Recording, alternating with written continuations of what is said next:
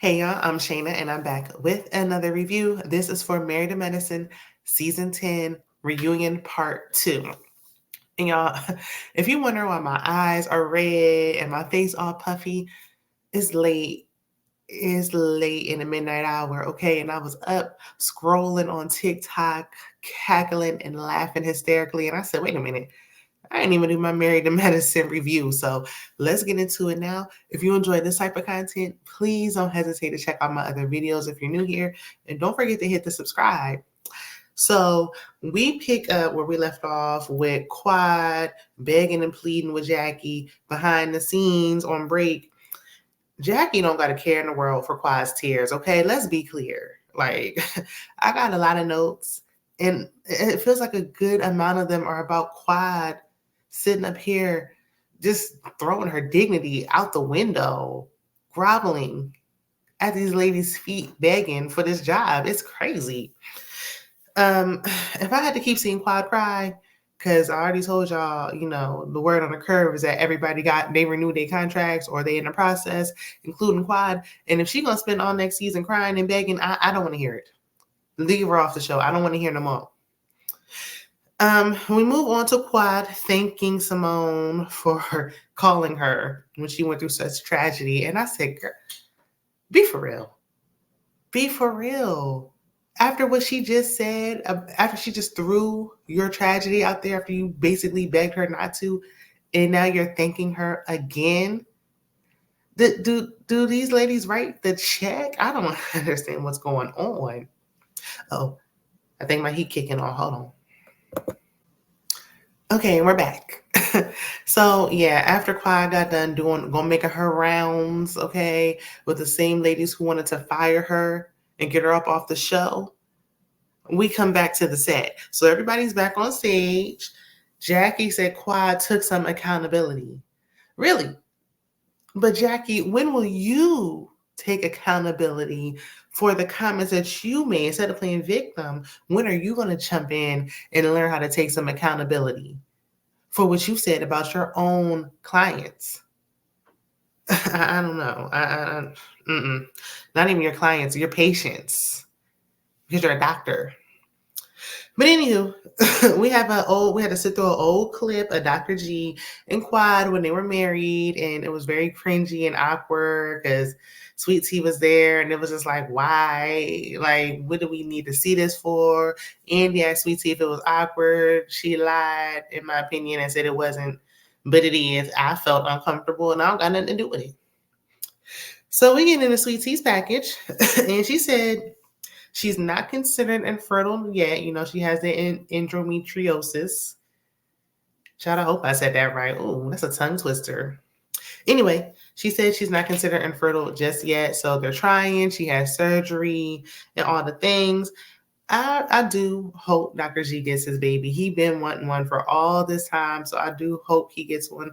And if Sweet Tea knew that she had this all along or not, I still do empathize with her because she expressed she wants to be a mother. So if she wants to be a mother, I hope that she gets to have to experience that.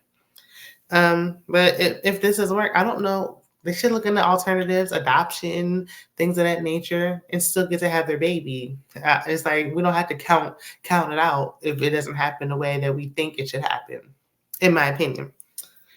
So, I wanted Andy to address the comment when she was like, when they asked her what's the best part about being engaged, and she's like, I got a little access to the money.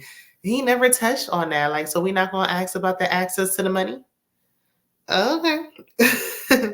So Quad and Heavenly mentioned Sweet Tea wearing knockoffs, talking about she be going to the back alleyway, meeting the Africans in the mall parking lots. And she got a booster and she be buying stuff out of people's trunks. And while I would not put it past Sweet Tea, I would not. Why do we need to bring this up? Like, okay, and so what? I didn't even see Sweet Tea wearing any knockoffs. I didn't see her wearing any name brands at all. So leave her be. But ladies, not too much, okay?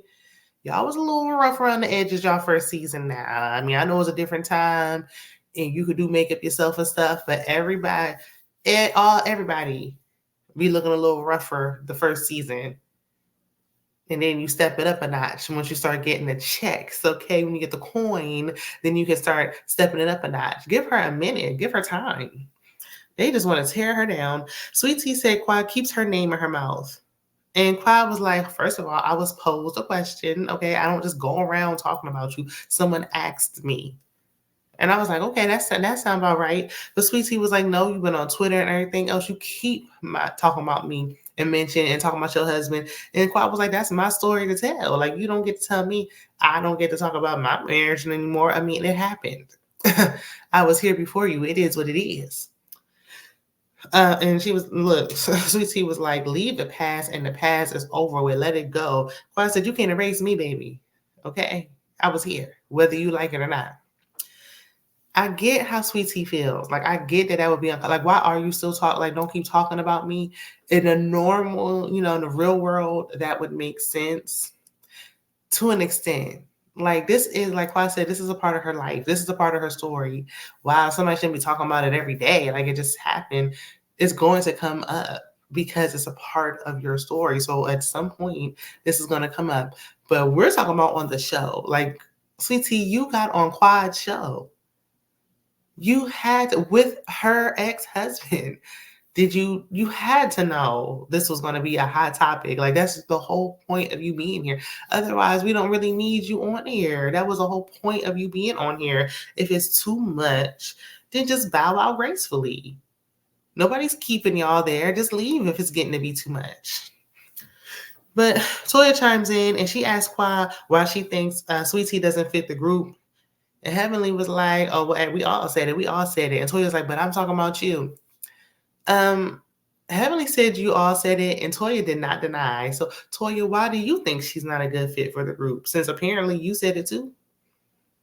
Then I heard Phaedra whisper under her breath, talking about, I think she fits. I'm like, Phaedra, you don't even fit the group. Girl, why are you even here?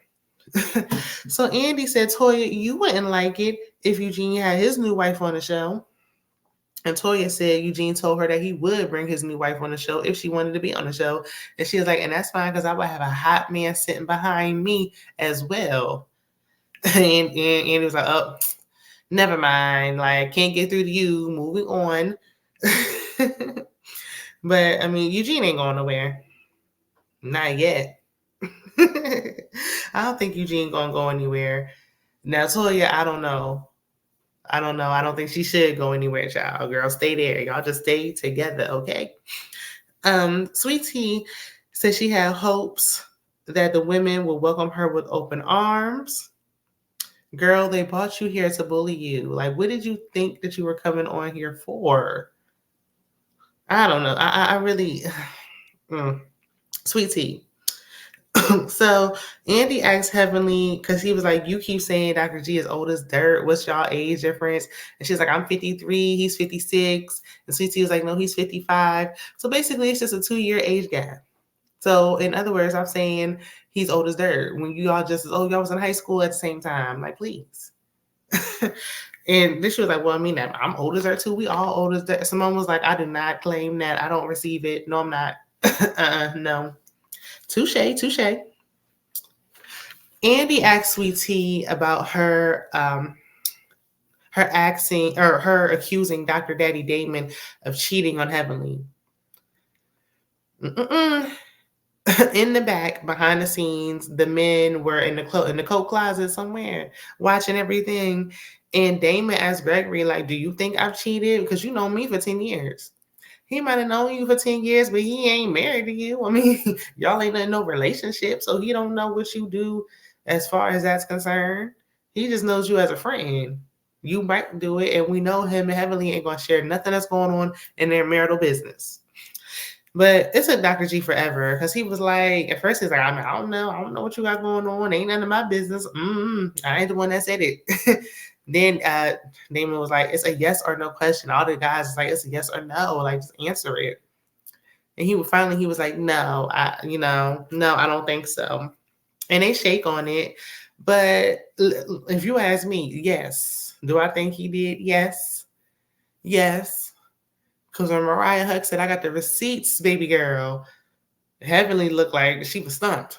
Okay, it take a lot to hush Heavenly up. I wouldn't put it back. I think he probably has at some point, and Heavenly forgave him, or she know what's going on. Allegedly, like I would not be surprised at all. But anywho, so Heavenly says Sweet Tea gets drunk and starts telling all her business, and she got concerned when she said Dr. G is controlling. Sweet Tea tried to deny saying that, but the beautiful bean footage says otherwise. Heavenly, now you was buying shots for the girl back to back to back to back. And Sweet Tea, you was foolishly taking them while Heavenly was sipping that water slow. You throwing the shots back, thinking that y'all both taking shots. She's secretly tossing the shots on the side while you taking them back, and then you telling your business. Thought you had a friend, girl. You cannot be this naive, honey. You ain't in no small hick town in Texas no more, okay? You've been watching the show, so you should have already knew or had an idea of how Heavenly is before you got here. So, Sweet Tea and the endometriosis comes up again. Andy asks Jackie about it. Finally, she chimes in and says it can take women 8 to like 10 or 12 years to find out that they have it, and Black women longer because they ignore the symptoms. And I said, Lord, let's not talk about Black women ignoring symptoms, child. They probably aren't ignoring the symptoms. They're telling the doctors, and no one's hearing their cries.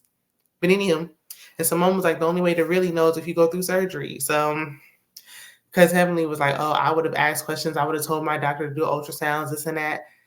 I remember I was in it wasn't even anything to do with this. They were just talking about thyroids, and I had to demand ultrasounds and stuff. And they still went. It took forever, multiple visits before someone finally agreed to do it. So I'm like, it's not like, oh, well, give me an ultrasound. We'll do this, do that. And they just do it. Like, it's not that easy. And Heavenly knows that. I don't care if she is a dentist. She's been to the doctors. And she's a doctor. Okay. So Heavenly get the cussing and fussing at T. Child, Andy was like, let's just move on.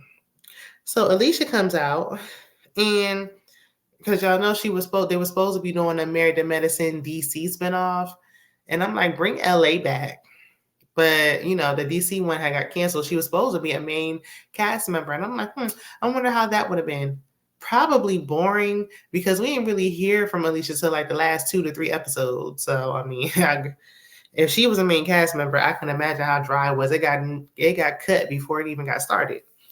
But anywho, so Kenna watching his kids, that came up. He's watching them for the first time ever when she got on the show. I'm surprised.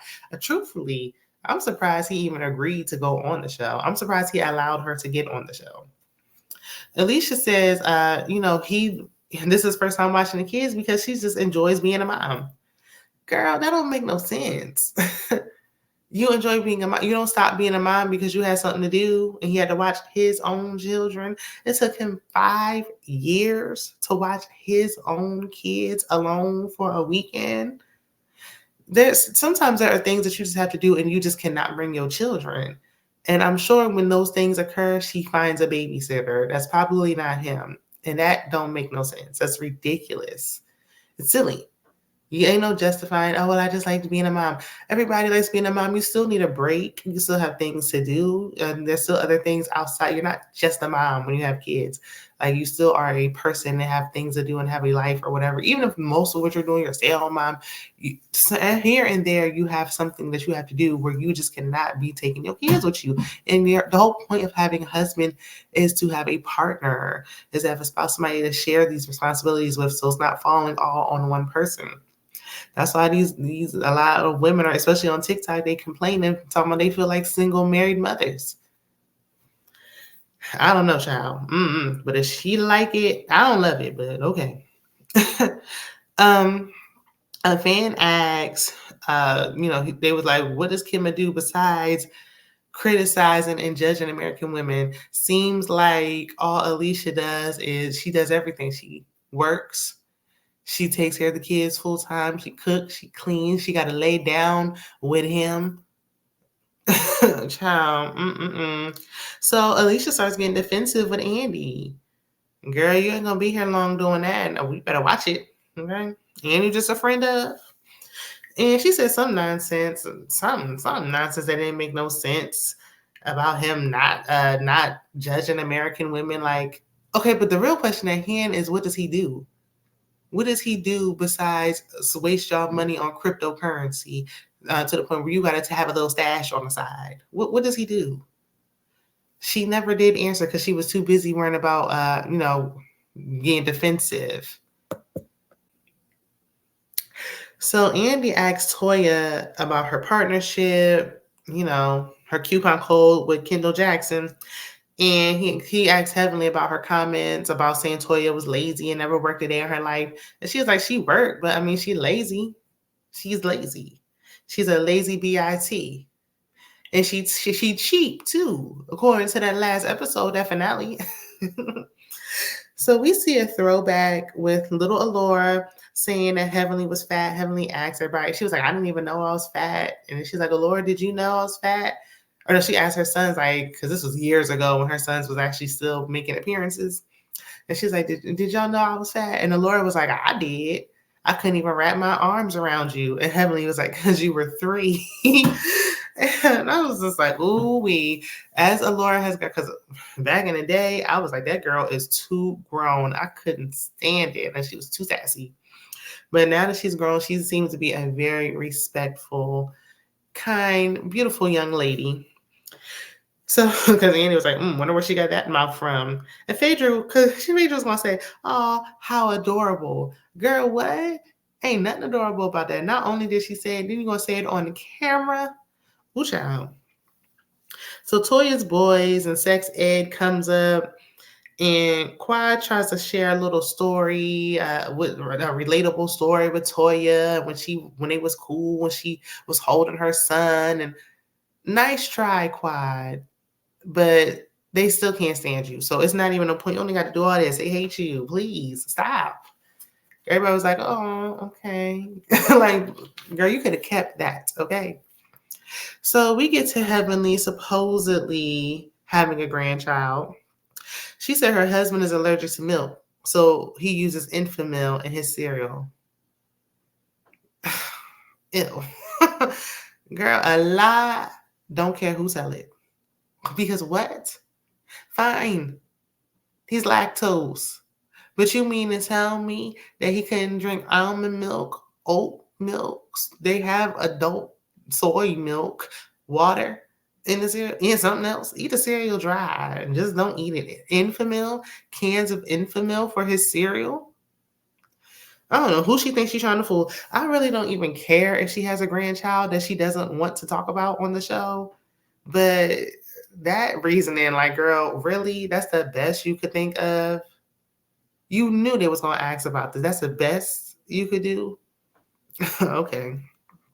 So Heavenly said she's speaking to her. Andy asked her about her sister. And she was like, yeah, when Sweet Tea made that comment saying my mama is in hell, that caused my sister to call me. So now we talk. And Sweet Tea tried to explain away why she said that. Sweet Tea, that was a bit much. But after she was like, yeah, we've been talking, after she said that, here go Andy talking about, wow, really, that's great. That is so great. That's so good to hear. Like, Andy, what?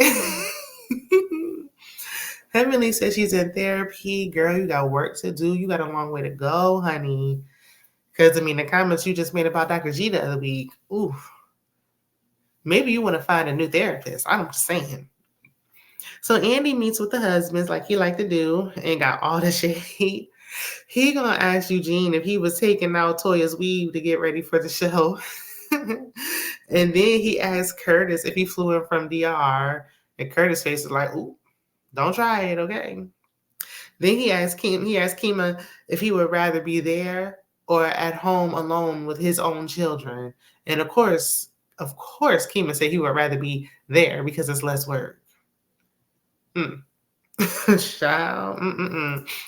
So Dr. G, because he asked Dr. G about the $4,000 gate, and he confirmed that Phaedra did ask him for money, And he said he slept with her in his dreams. Like he wanted to do it, but it never happened in real life. And I'm like, he really could have kept that to himself. Like he never stops at a chance to embarrass his wife. Oh Lord. We see a clip of Dr. Damon and Heavenly from a couple years ago when he was at the booty club and she was asking all these questions. And he's like, look, buddy, enough is enough. I don't know. Leave me alone.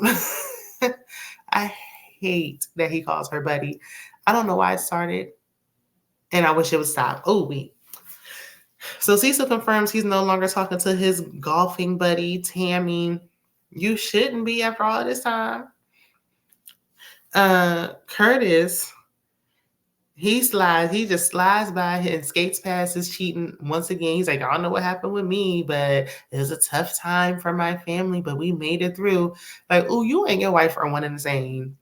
Y'all love to act like somebody did something to you. Like, you are the cheater. You cheated. Nobody twisted your arm and made you do this. You stepped out on your wife and went to the Atlanta airport, frolicking around in public with it. Oh my gosh. Ugh. You know what? They deserve each other. So Damon is so sad about his baby girl Allure being gone and away at college because he's like, oh, we only gotta talk about it. He looked like he was about to cry again. He was like, my sons, I got over it in a day. But with her, it was different. And I'm like, I wish he would stop saying like, oh, with my sons, I didn't care. I could care less. I was fine with them leaving. But with my daughter, it was different. Like, I know it's going to be a difference, but we gotta treat it the same. Let Laura go out and spread her wings, and we shouldn't be so comfortable like with our sons just going out.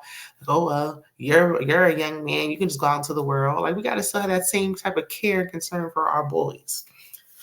So we touch on Gregory staging a robbery to scare Sweet Tea into turning on the alarm system. Foolishness, straight foolishness. But I mean, she decided to marry him anyway, so I guess. Damon shares that, and you know what? And I will say this: if they would have just moved into a new house instead of staying in his old house with Quad, maybe she would be more inclined to set the system. But that's neither here nor there. So Damon shares that he and Heavenly, their first date, after they got a slice of pizza, and then he said they were talking all night behind the school. And he was like, yeah, after I felt her body and touched her skin, I knew she was the one. That was probably the night she got pregnant. She said she had to trap you. And everybody was like, felt her body, touched her skin. What? And he didn't take it back. He didn't try to clean it up. He said what he said. Okay. So Kima was saying that men, they talked about when he said the men don't have balls. And he was saying that was his way of saying that men's happiness matters in a marriage. And when he got to America, he kept hearing this happy wife, happy life thing. And he don't believe that. Yeah, because you believe happy husband and that's it. That's all. That's all that matters. But he was like, husbands are miserable, going years without sex, sleeping in separate rooms, like just unhappy. And I just don't subscribe to that. Why did they pan over to Cecil? It's been a lot longer than 2 years for Cecil, okay, according to Simone. But people, I think every time somebody's like, oh no, it's not happy wife, happy life, it's happy spouse, happy house, and all this nonsense, like that's true. I think people are missing the point. Like when it should be, and I think it's normally would be if you're pouring into your wife or you're pouring into your woman, she's going to give that back. Naturally, women are givers, and so we will reciprocate that energy. And so if she's happy, she's going to feel so good. She's going to want to naturally do those things. So it's like, okay, well, my wife is happy. In turn, she's naturally going to make you happy. Now, we know that's not always the case. If you married Toya, she's happy and she don't care if you're happy or not. So it ain't true for everybody. But, I think that's where that saying came from. That was the gist of it. But the men were offended by Kima's comment. Who hasn't he offended? He offended the women and the men. He do not care. They try to explain to him that he can't train a woman, that, these are human beings and can't be trained. He ain't changing his ways or his thought process. It's falling on deaf ears, and y'all wasting time with this. So the husbands come onto the main stage, and they was like, "Who's that extra chair for?" Like, "Oh, quiet, you got a man?" And she's like, "I sure don't want to bring him on here anyway." Okay. All of a sudden, Apollo comes out. We did not need this. Like, why? Even from the clip, it's like he talking about his time in the slammer. He ain't been on the show all season.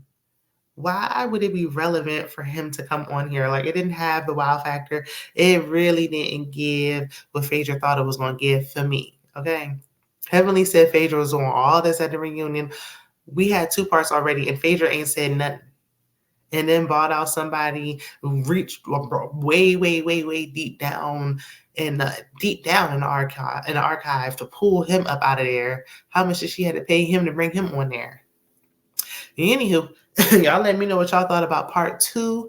Let me know if I missed anything, because child, it's late and I might have missed something. So let me know in the comments, and I will see you in the next one. Bye.